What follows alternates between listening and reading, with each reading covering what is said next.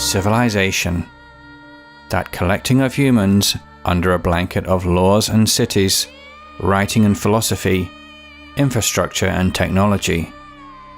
It's what separates us from barbarism, from a crueler, tooth and claw existence. Where it began on this planet is not the subject of this presentation, but where it was refined is. When you consider a peninsula and archipelago at the southeast edge of Europe, at first sight, one would think that such a rocky, unyielding part of the world would amount to nothing on a global scale. But it can be argued that this uninviting land produced a people and culture that influenced the world beyond any other. A world without the development of the republic or democracy, athletics or science, critical thinking, or the subject of history itself. It could be argued that the Western world in particular would be unrecognizable today without the existence of this culture, with Western philosophy rooted here. Modern European languages have large numbers of words derived from those first used by these people, and its alphabet is still widely used in science and is the ancestor of the key alphabets in use in the world today. Having one of the longest spans of recorded history, its people have gone from global influencers to conquerors and then to the conquered. But their people and language have survived more or less intact to the present day, distinct from others and deeply proud of their past. There is perhaps no other land where the cycle of civilization has been traced so thoroughly. It is, in short, an incredible story. And as this channel reaches the landmark of 100,000 subscribers, I decided to mark this occasion by looking at my personal favorite among the world's nation-states. I'm happy to tell that story now, and that story is Greece.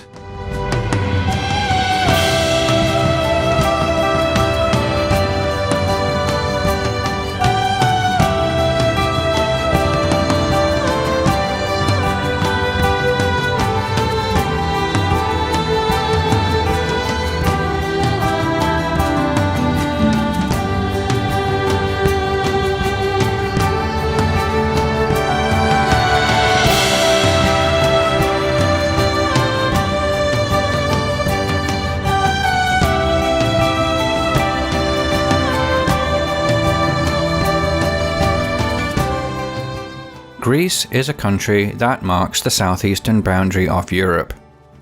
It is home to the Greek people, descendants of a culture that spans almost 5,000 years of history. The word Greece comes to us via the Latin Graecia, as the first contact the Romans made with the Greeks were the ancient Graici tribe that settled in southern Italy. Greeks today call their country Ellada, but in classical times it was known as Hellas, and this is why Greek culture is often referred to as Hellenic. In this, the first of two videos about the country, I will be focusing on its long history, from political, military, and cultural viewpoints. In part 2, I will look at the structures and symbols of the modern state, the physical and human geography of the mainland and islands, the country's economy, and the Greek culture of today. In order to understand not just the Greek people of today, but how their ancestors came to influence so much of the world, we must undertake a journey through time in one of the longest strands of human history. There have been many looks at specific stages of Greek history, especially those focusing on the ancient part, and whilst these studies are valid, something about the whole is lost when viewed separately. Perhaps it is because it is such a huge, daunting subject that few have attempted to address the whole span of history of these people. But I remain undaunted, and so I will attempt such a journey, breaking it down into a series of chapters in what I will call the 8 Ages of Greece. Each period is distinct in its situation, marking a particular turning in events and the fate of its people, and at times the peoples of many other nations.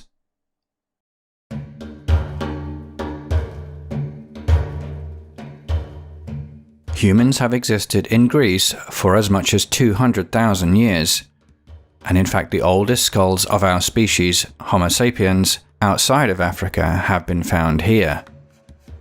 Farming reached the area around 7000 BC, the first in Europe, being adjacent to the Near East where it began.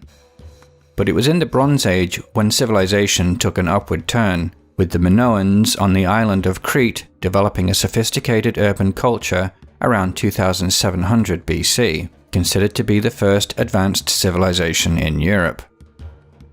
Palaces up to 4 stories were built, such as Knossos, supposed location of King Minos, the labyrinth, and the half-man, half-bull Minotaur of Greek legend. They were followed by the Mycenaean civilization on the mainland around 1600 BC. Their writing system, called Linear B, is the first evidence of the emergence of the Greek language and the oldest European written language. The Mycenaeans' interactions with the non-Greek civilizations of Anatolia across the Aegean Sea may have been the inspiration for later stories concerning the siege of Troy. Around 1500 BC, the island of Thera, today's Santorini, was blown to pieces in one of the largest volcanic eruptions in human history. At least 60 cubic kilometers of rock was ejected, covering to some degree most of the eastern Mediterranean and burying the ancient city of Akrotiri on the island itself. This burial preserved complete houses, wall paintings and other artifacts which were unearthed only in modern times, and so is often referred to as the Greek Pompeii. Some have suggested that myths concerning the eruption may have been the inspiration for the story of Atlantis, first mentioned by the Greek philosopher Plato 1,000 years later. Between 1250 and 1180 BC, a catastrophic series of events that is still not well understood resulted in the collapse of the Mycenaean civilization along with all other civilizations of the eastern Mediterranean except Egypt. The 4 centuries that followed the late Bronze Age collapse were a dark age in which little is known, with writing ending and the cities being abandoned or destroyed. But out of this dark age would emerge something more sophisticated and much more far-reaching in its impact upon the world.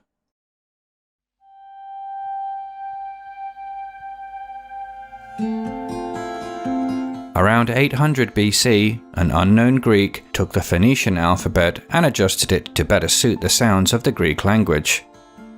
This alphabet was the first ever to have specific letters for not just consonant sounds, but vowels also. It spread rapidly into use across the Greek world and beyond, becoming the ancestor of the Latin script that today dominates the world outside of Asia, as well as the Cyrillic scripts of Russian and other Slavic languages. Local variants existed until 402 BC when it was formalized. That script is still in use today throughout Greece and the rest of the world in academia. With the resumption of writing, we are able once again to trace the journey of the Greek people, and it was in the Archaic Age that the formation of the ancient Greek civilization that we know so well occurred. Sudden population growth across the Mediterranean, possibly related to a shift to cooler and wetter weather at that time that allowed for more bountiful harvests, led to the rapid urbanization in the 8th century BC in the form of the polis, the Greek word for city. While the polis of Athens moved towards a democratization of power amongst its citizens, and indeed the demes, or the suburbs of the city that gave us the word democracy, the norm was for such cities to come under the rule of a single man, or tyrant. The sudden rise in population also led to pressure to seek land outside of Greece, and in this period significant colonization of the Mediterranean occurred, especially in Sicily and southern Italy, while cities as far as modern-day Georgia on the Black Sea and the south of France were founded. And with that system of writing, the deeply rich tradition of Greek literature was born. Most famous and influential of these are the earliest, the epic poems of Homer.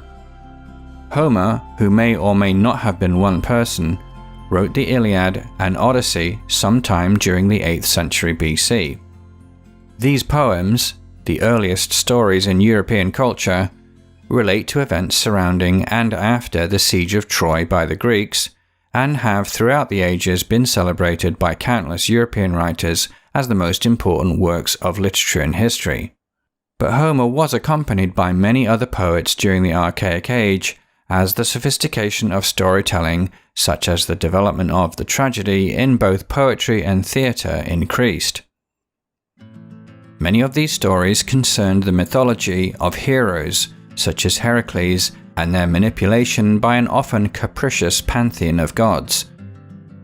This pantheon is known as the Olympians, since Zeus, Apollo, Hermes, Aphrodite, Diana, and Ares, among others, supposedly lived atop Mount Olympus.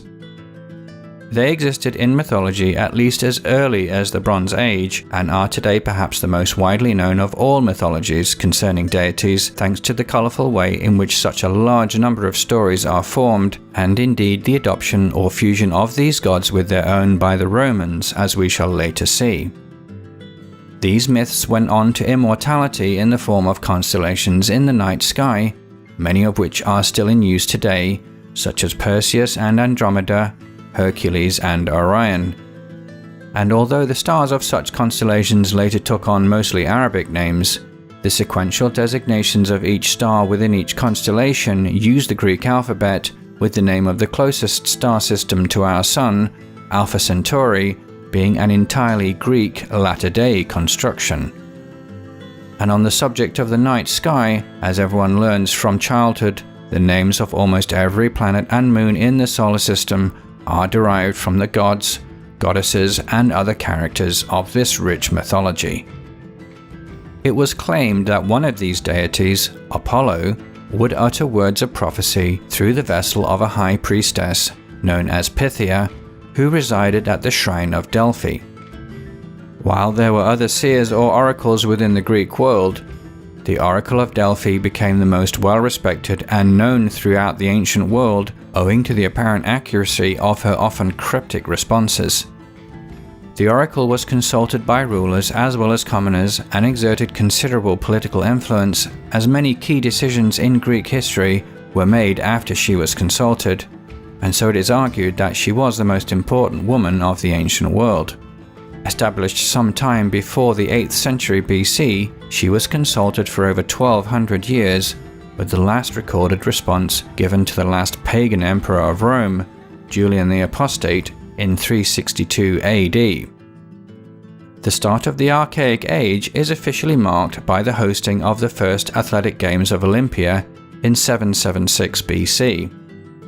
Held every 4 years in celebration of Zeus at his temple in that city, the Olympic Games continued to be held in this way for another 1200 years and were the inspiration behind the modern games that we all know today.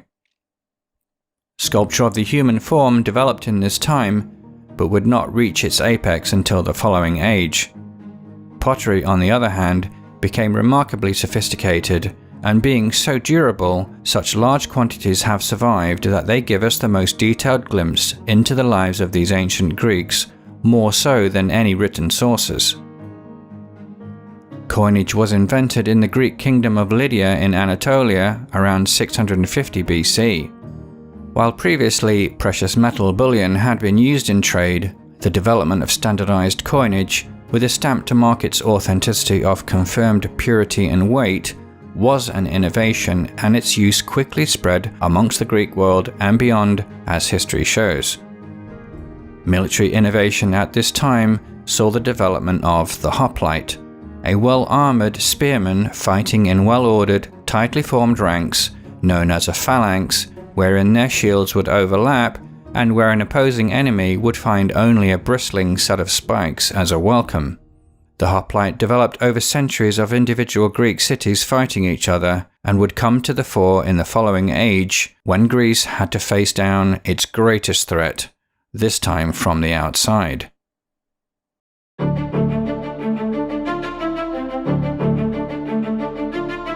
It was at ancient Greek civilization's cultural apex that the whole Greek world faced its greatest threat, in this, the classical age. The Empire of Persia had grown dramatically over the 6th and 5th centuries BC to become the largest empire the world had yet known. It was at least 20 times the size of the Greek world in terms of population and area, extending from present-day Afghanistan to the shores of the Aegean. And it was at this latter boundary that the troubles between the two cultures began, as the Greeks of Ionia, in what is modern-day Western Turkey, resisted the rule of the Persians and rebelled. They were ultimately defeated, but the Persian king Darius saw that the only way to deal with the Greek threat was to take over the whole Greek world.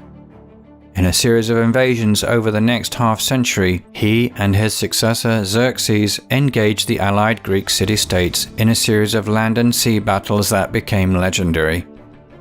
The Battle of Marathon, in which supposedly a single soldier ran the 26 miles from the battlefield to Athens to inform the city of victory. The Battle of Thermopylae, in which 300 Spartans at a narrow pass held back the entire Persian host of 100,000 or more for 3 days before being wiped out. The Battle of Salamis that routed the Persian navy. The Battle of Plataea, where the Greeks finally defeated the Persians in the open field. Even though the Persians at one time occupied most of Greece, including Athens, they were unable to hold their gains, and by 450 BC, having lost much of the coast of the Aegean, the Persians sought peace. Greek culture had survived, despite the odds of being overwhelmingly outnumbered. There was an uneasy truce for the next 120 years, and one which would end explosively, changing the ancient world forever. These events became the subject of the form of this presentation, namely the subject of history itself. Prior to this, history was mixed up with mythology, such as Homer's telling of the Greek wars with Troy, which may or may not have been true, and if they were, based on generations of oral tradition handed down. Herodotus, born only a few years after the Greek-Persian Wars, documented them after first systematically investigating the actual events through interviews of those that were there or first-hand written accounts. This method would become the model of history as we know it through to the present day. The Roman orator Cicero called Herodotus the father of history. Culturally, the independent city-states that made up the Greek world were at their richest. Sculpture, that had been in gradual development through the Archaic Age, undertook a revolution at the time of the Persian Wars, with a particular focus on the realistic depiction of the human form that was the most advanced anywhere in the world at that time, becoming the model for Roman and Greek sculptures over the next 800 years, and revived again in the 1500s during the Italian Renaissance, and actively copied from then until the present day.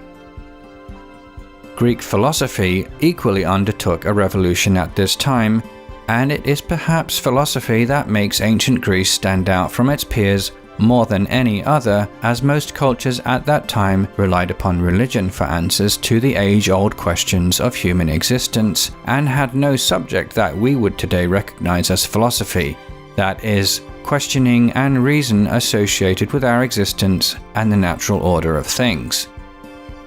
The Athenian philosopher Socrates used the dialogue method for challenging thinking that was so revolutionary he is regarded by many as the founder of Western philosophy. His pupil Plato continued his tradition. Plato's most famous work, Republic, explored the area of justice and sought to find the ideal way to exist within a governed community, or literally a utopia, and has influenced political science more than any other work. His pupil Aristotle sought to unify all strands of knowledge from the existing philosophers' works, logic, science, and the arts. He could be thought of as the father of knowledge itself. Aristotle's most notable pupil was not a philosopher at all, but the son of a king, Alexander of Macedon, and his world-changing story will be told in the next chapter. Architecture was also swept up in this golden age of Greek culture. The temples atop the Acropolis of Athens were destroyed during the Persian invasion, and to replace them in 447 BC, the city's leader Pericles undertook an historic rebuilding of this sacred site, with the highlight being the Parthenon, dedicated to the city's goddess Athena, a structure considered to be of such perfect form and geometry that it still stands today as one of the most famous and recognizable buildings in the world. The Greek system of columns and beams went on to be adopted by the Romans, and after the Renaissance became the standard for neoclassical architecture used in thousands of civic buildings across Europe and North America up to the present day. The strive to architectural perfection extended from the religious to that of public entertainment, with the erection of countless amphitheatres across the Greek world as the site of drama, which the Greeks had also taken to a form of sophistication yet to be seen anywhere in the world. The tradition of Greeks organizing themselves into self-governing communities, or the polis, again marked them out as unique within the civilizations of the ancient world. But lacking a central authority led to its own problem, that of war between such states for ascendancy. Such matters came to a head in 431 BC with the start of the Peloponnesian War, as Sparta challenged the hitherto dominant Athens. Sparta and Athens had been the two leading powers within Greece for centuries and were natural opponents. Athens had democracy, and its primary strategic focus was on maritime trade and guaranteeing it with a large navy. Sparta was a society hyper-focused on its land army, with all male Spartan citizens being highly trained soldiers, made possible by the enslavement of most of the remaining people within its borders.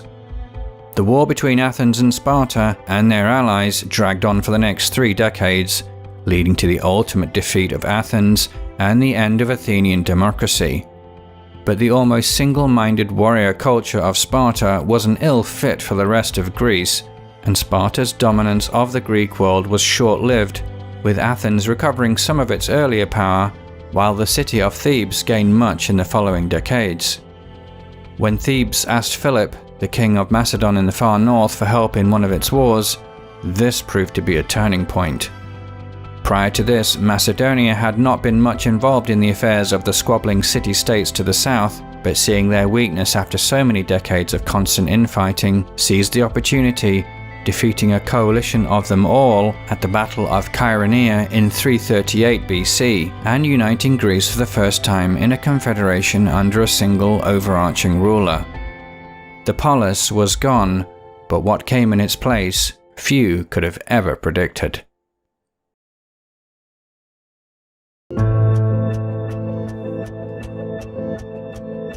Macedonia, at the northern fringe of the Greek world, was considered semi-barbaric by the more civilized Greeks in the city-states to the south. It had been ruled by a dynastic family for centuries, and during such time had remained roughly the same size. But with the accession of Philip II in 359 BC, this changed dramatically. He radically reformed the army and innovated with the new sarissa pikes that were far longer than the traditional hoplite spears used in the Greek phalanx. The Macedonian phalanx was impenetrable from the front, as the enemy had to somehow fight through multiple bristling ranks of spears. However, they were vulnerable from the sides and back, and so required high discipline in order to lift spears, turn, and lure again to re-engage. The second key innovation came in the development of an elite cavalry known as the Companions, regarded as the first shock cavalry in European military history. This cavalry and infantry combined on the battlefield would prove unbeatable in the next 1.5 centuries, and was the instrument used to fashion the will of Philip to conquer Greece, and then his son Alexander to conquer an empire. With Greece now in Philip's hands, he had planned to use the united armies of the former city-states in his intended invasion of the Persian Empire. However, just 2 years after the decisive Battle of Chaeronea, he was murdered by one of his bodyguards in 336 BC. Alexander assumed the throne, and sharing the will of his father, began the invasion just 2 years later, under the pretext of avenging the desecration of the temples atop the Athenian Acropolis a century and a half earlier. Initially meeting limited resistance, Alexander's army marched through Anatolia, liberating the ethnically Greek cities therein, and only first engaging the Persian king Darius III in a large battle at Issus 3 years into the campaign in 333 BC. Despite being outnumbered 2-1, the Greeks prevailed. Darius fled and the campaign continued. A long siege at Tyre, in today's Lebanon, was followed by the invasion of Persian Egypt, where he was welcomed as a liberator and proclaimed pharaoh, the first in a long line of Macedonian pharaohs that ended with Cleopatra, yes, that Cleopatra, 3 centuries later. The city of Alexandria was founded by him, the first of many new cities where Greeks were encouraged to settle and spread Greek culture far and wide. Meanwhile, Darius had been amassing an enormous army, waiting for Alexander to cross the Tigris and Euphrates rivers in modern-day Iraq, where he could use the large plain for his superiority of numbers to full advantage. The chosen site, Gaugamela, should by any accounts have been an overwhelming proposition for the Greeks, outnumbered by at least 2-1 and possibly a lot more, with no features of the terrain to even out the odds. Alexander understood this would be his greatest test, and yet showing his unrivaled force of will, backed up by the best military machine of its day, he triumphed. The Battle of Gaugamela of 331 BC ranks as one of the largest of the ancient world, and its consequences among the most far-reaching. Although Darius fled the battlefield, he was eventually betrayed by his own bodyguards, left to die at the side of the road, and with him ended the centuries-long Achaemenid Empire that had up until that time been the largest in the world.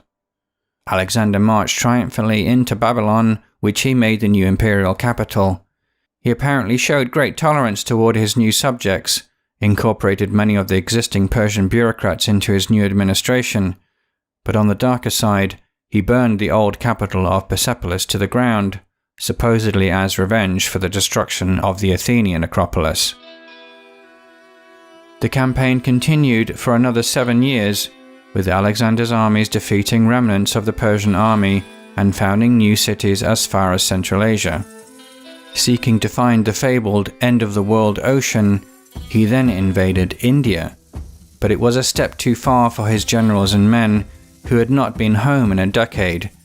Facing a mutiny, Alexander agreed to return to the center of the new empire, but in the harsh deserts of southern Iran, he lost half his army to thirst and starvation. That march home was his greatest blunder.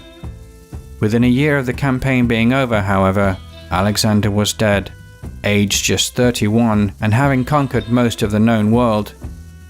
He is unquestionably one of the greatest military commanders in history, if not the greatest. He never lost a battle, despite being frequently outnumbered. The astonishing Macedonian achievement of defeating an empire more than 20 times its size is as much due to his father Philip as it is to Alexander himself. It is rare indeed in history when we find 2 successive generations of kings at the very top of their game. But beyond Alexander's military prowess, he appeared to genuinely seek a greater unity in the world, giving positions of authority to Persians within the army and government, marrying the Easterner Roxanne, and supposedly having plans to mix the peoples of Europe and Asia together with encouraged migrations each way.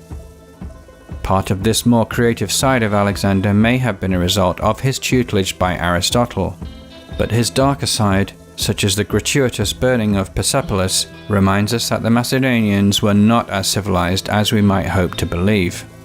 The cause of his death has been the subject of intense speculation in the ensuing 2300 years, with theories being that he was unwittingly mixing septic water with his wine, others that he was poisoned.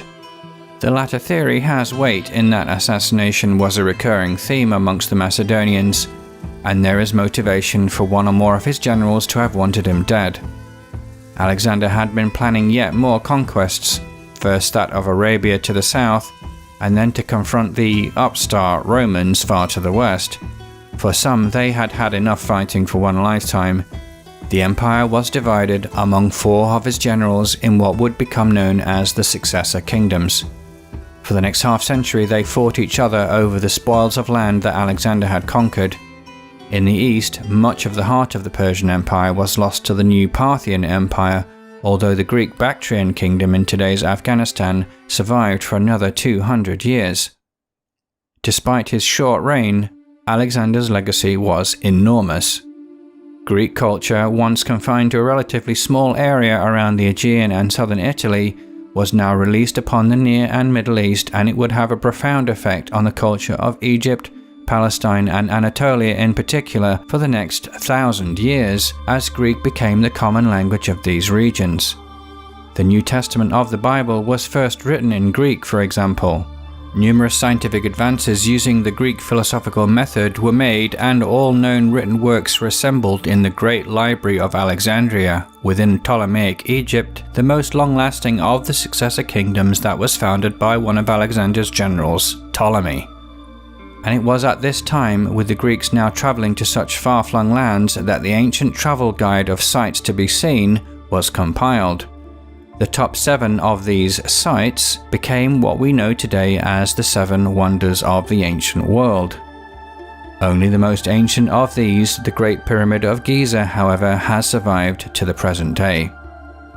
Had Alexander lived, world history would have undoubtedly taken a very different turn, because with Alexander's death died his plans for the invasion of Rome. And that political force, not checked, would eventually come to dominate the entire Greek world, and indeed the entire Mediterranean.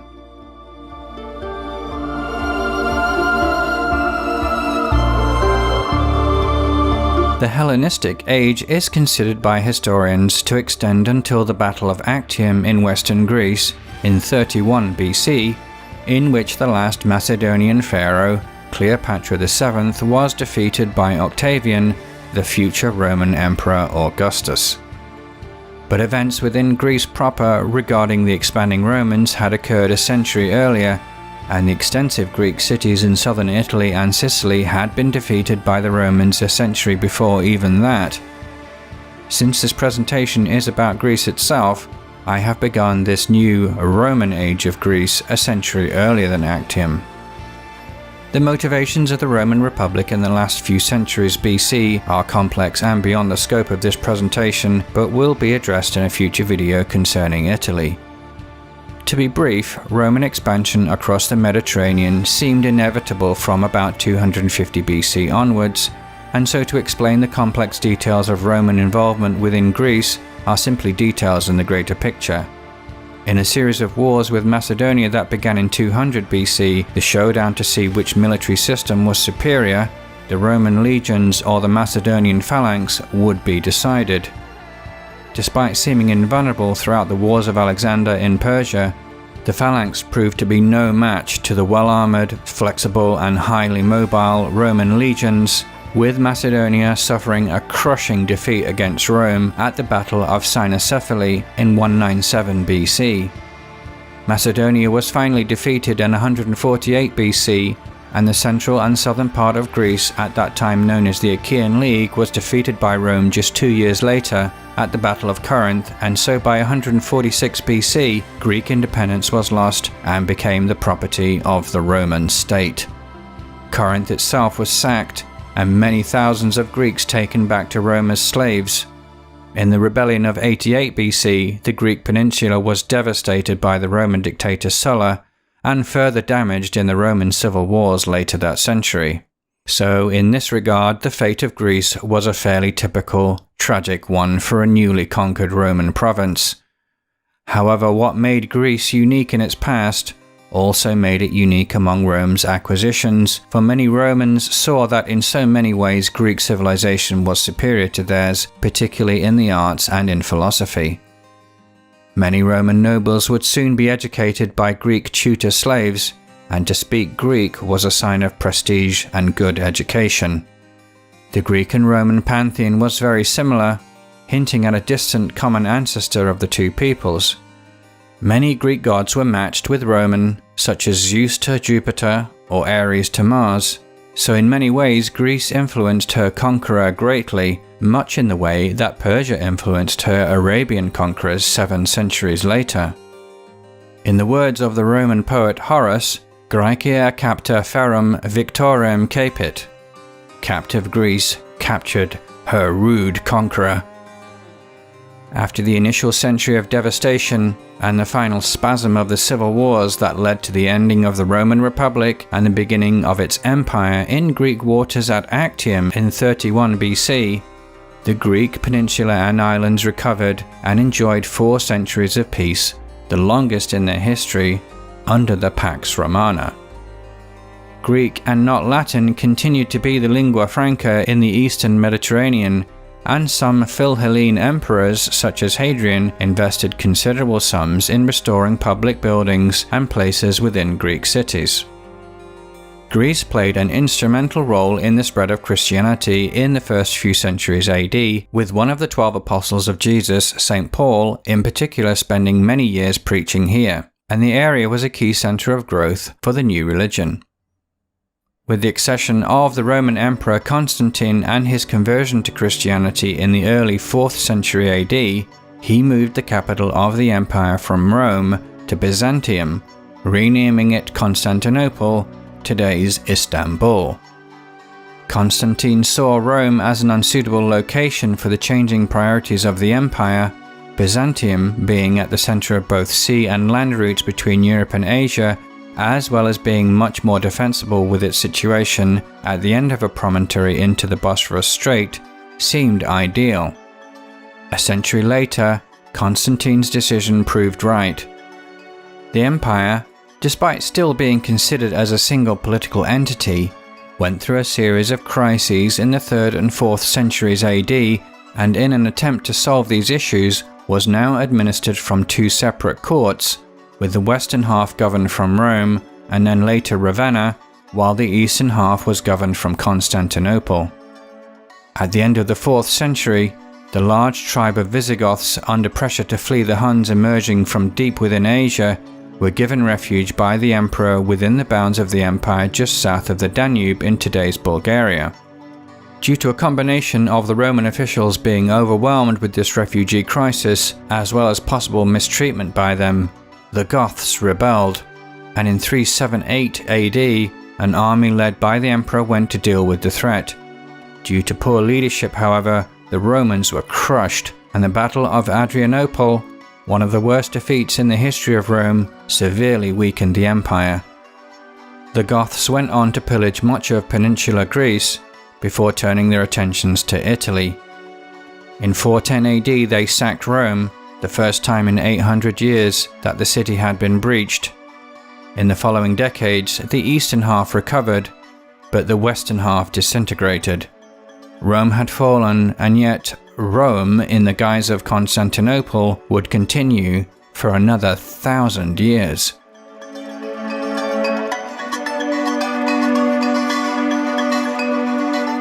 With the end of the Western Roman Empire, we now enter a new, quite different age in the story of Greece. Cut off from the West, the Eastern Roman Empire turned inward, focused on developing its new Christian order, and then later spreading that message to the Slavic peoples of the North. The East also commanded its attention, protecting the Greek world once begun by Alexander 2 ages before, from the threats of Persia and later Arabia and the Turks. It is at this point that we see the end of any final influence on Western civilization as Greece developed the beginnings of the culture that we see today. This separation was cemented in the Great Schism of the Christian Church in the 11th century, with the West becoming Catholic and the East becoming Orthodox. For the next 1,000 years, despite various temporary invasions, Greece continued to thrive culturally and economically, and with recent evidence indicating that it was one of the most commercially active centers in the Eastern Mediterranean. Byzantine art, centered around the Christian story in particular, became notable for its frescoes and mosaics, and which more than anything mark this period in the eye of the beholder today. It is somewhat of a paradox that for the next 1,000 years, the imperial court at Constantinople continued to refer to themselves as Roman. Greek became the official language of the empire in the 7th century, and so the empire was Greek in all but name.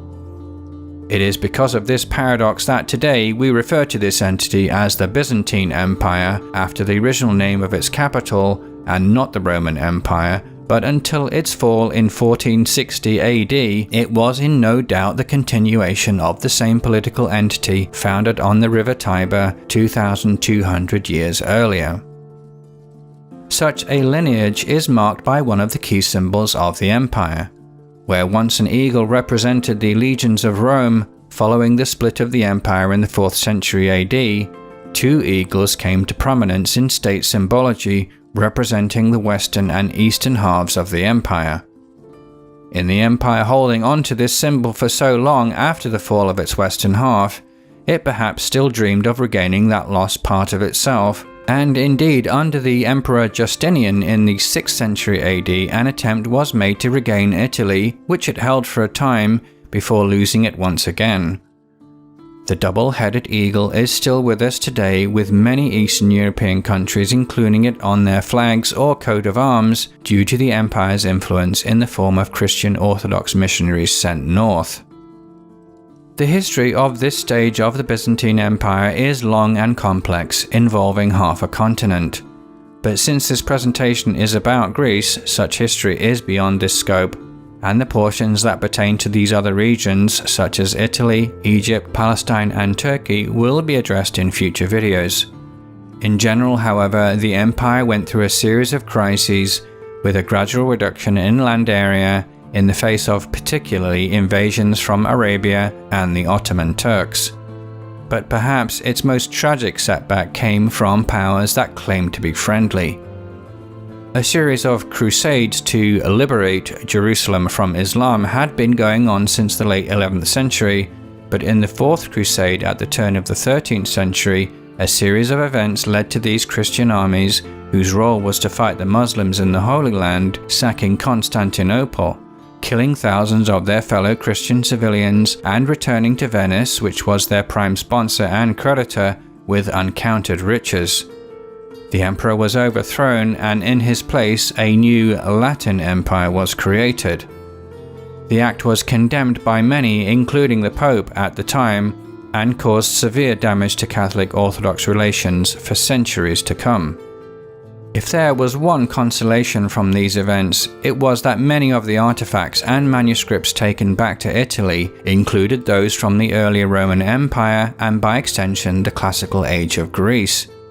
The continuation of this empire had kept preserved records and other physical memories that had been lost to the West, and with their capture and study back in Italy, they served as the seeds of the renaissance of classical times that sprouted from that country in the following centuries. Although the Byzantines were able to recover their capital several decades later, the wounds to the empire were deep, and it was never able to recover its former strength. So weakened, it was unable to resist the advance of the Ottoman Turks, who had moved into Anatolia from Central Asia as early as the 11th century, and who over the next 4 centuries advanced slowly but methodically until on the 29th of May 1453, Constantinople fell after a short siege. The event marked the end of the Middle Ages, the end of 8 centuries of effective Greek rule, the last vestiges of the Roman Empire expiring, and the final reversal of that great age of Greek expansion that had exploded with Alexander the Great, consolidated for centuries after as the Eastern Mediterranean became the greater Greek-speaking world.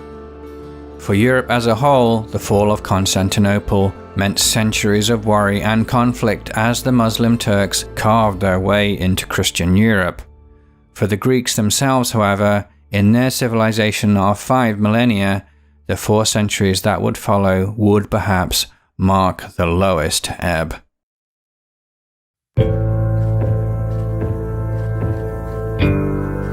With the capture of Constantinople, the Byzantine Empire was now fundamentally broken, and the entire Greek peninsula fell to the Ottomans within a few short years, although it would be another 2 centuries before islands such as Crete fell to the Turks, while the islands to the west of the mainland escaped this fate, belonging to Venice throughout the succeeding centuries. Many Greeks escaped this fate, some having moved to Italy during the period of the Latin Empire, others fleeing after the occupation had begun and seeing the dismal fate that awaited them if they stayed. The former Byzantine land-owning aristocracy were all but wiped out, with administration of the land officially under the control of the supreme leader of the Ottoman Empire, the Sultan. He would parcel out the land to soldiers and bureaucrats who had a lease on it during their lifetime, but which reverted back to the Sultan on their death. The Greek peasants working the land technically had ownership of it that was passed down the generations, but they were under the direction of the appointed Turk overseeing it. It was in essence feudal. The economic decline after the conquest led many Greeks to leave the cities and live in the countryside to revert to subsistence farming, and in general there was a decline in population. Many escaped into the mountains where they could be free of the Ottoman system, albeit under the primitive conditions that the mountains could offer. The system of millets, an Ottoman term for giving non-Muslim subject peoples autonomy over their own communities, supposedly existed, but in practice this was not often followed due to corruption of the local Turk governors. The Orthodox Church was free to practice, and in fact gained control over all non-Greek Christians in the empire. Conversion to Islam was encouraged as Christians were taxed through the Islamic law of jizya, a practice used throughout the Middle East by Muslim rulers for centuries. Greeks had to keep a receipt of their payment of the tax at all times or be subject to imprisonment, forced conversion, or on occasion, death. But perhaps the most harrowing aspect of life under Ottoman rule was the tribute of children.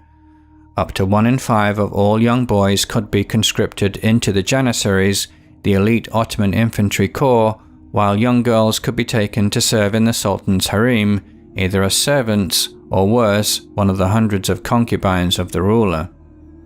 One positive development that came out of the occupation was that the Greeks were given control over all merchant shipping within the empire, and is the background to today's importance of Greek merchant shipping, which we'll look at in part 2.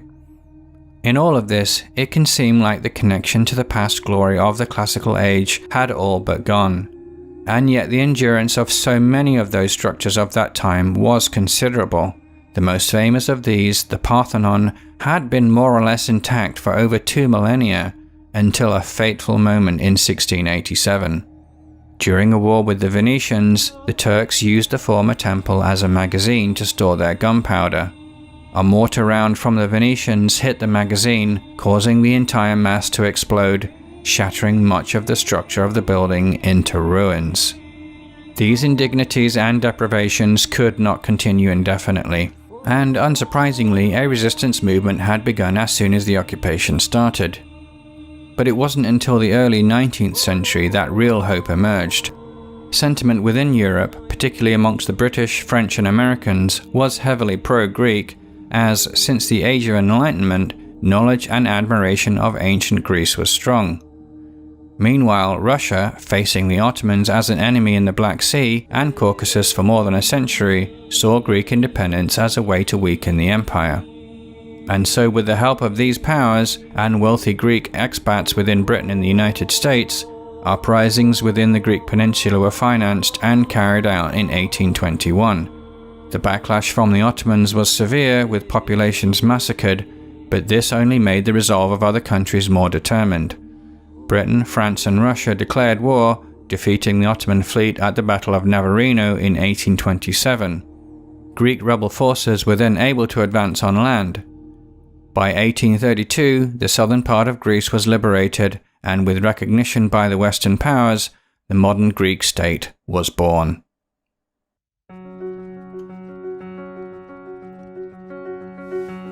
In the century following independence, Greece underwent a rapid modernization of its infrastructure and industrialized to some degree. Culturally, the government attempted policies that could be seen as de-Byzantinism or de-Ottomanism, that is, an attempt at the cultural restoration of ancient Greece in precedence over what came after. Western powers favored this policy and encouraged the government to move the capital from Nafplio to Athens, once a shining beacon of ancient Greek culture and democracy, to symbolize this policy. Prior to this, Athens had sunk in significance and population to only a small town.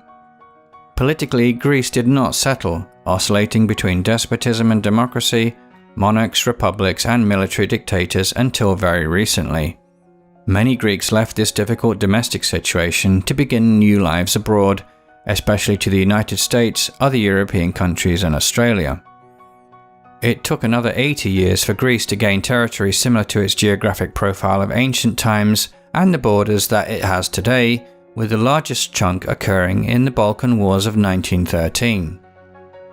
After a political split within the country about joining the much larger First World War, Greece finally joined the Allies in 1917, persuaded by promises from the Allies for land in eastern Thrace and Anatolia, which had significant Greek populations and which many Greek politicians and nationalists saw as rightfully restoring lands that had been Greek for thousands of years until the collapse of the Byzantine Empire. After the defeat and dissolution of the defeated Ottoman Empire at the end of the war, Greece was awarded such territories as part of the Treaty of Sèvres. When the Greek army landed in Smyrna, today's Izmir, in 1919, they sought to occupy such lands as promised. Encouraged by the little resistance encountered, they pressed further into Anatolia.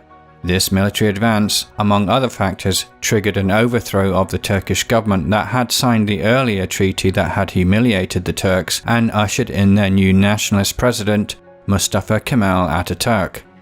He rallied Turkish resolve and military power and pushed the Greek army back to the Aegean. The resultant Treaty of Lausanne in 1923 led to a loss of the gains Greece had made in 1920 and, tragically, a mass population exchange in which Turks within Greece were forcibly removed to Turkey and several million Greeks in Anatolia were removed to the west of the Aegean. This brought to a close the 2,700-year Greek presence in Anatolia that had existed since the Archaic period. Frosty relations have continued between Turkey and Greece to this day. At the beginning of World War II, an invasion by Italy in 1940 was repelled by Greek forces, but a subsequent invasion by German forces shortly after was successful and led to a brutal occupation. A strong and persistent resistance movement operated throughout this time, despite the threat and carrying out of severe reprisals. Some 70,000 Greeks were executed, and the razing of hundreds of towns and villages left more than 1 million homeless. The jubilation at the liberation of the country at the end of the war was short-lived as a new civil war erupted between government forces and communists that finally ended in 1949.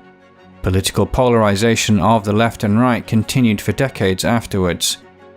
Economic growth in the post-war years was strong, however, despite this political strife. The last major swing in the political turmoil of the modern Greek state occurred in 1967, when the country was taken over in a coup d'etat by a military junta known historically as the regime of the colonels. Opposition parties were banned, arbitrary imprisonment and torture were commonplace. The junta collapsed in 1974, however, and democratic rule restored.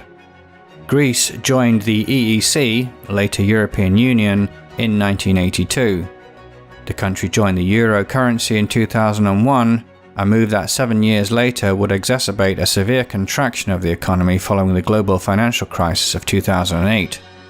Because the country's economy was tied to the euro, it was unable to devalue its currency as a way of dealing with the situation as it would have done had it kept the drachma.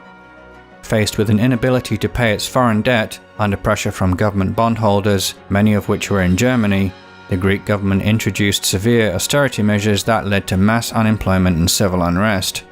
This latest crisis, sadly, can be seen as another cycle in the continuing up and down fortunes of the modern independent Greek state. In spite of this, however, Greeks today enjoy the highest living standards they've had in many centuries. Over 5 millennia, Greece has risen and fallen, and risen once more, time and again, from the Bronze Age heroics to the collapse of the Dark Age that followed, resurging again in the Archaic Age to unbeaten glory in its Golden Age, the Classical Age of Greece.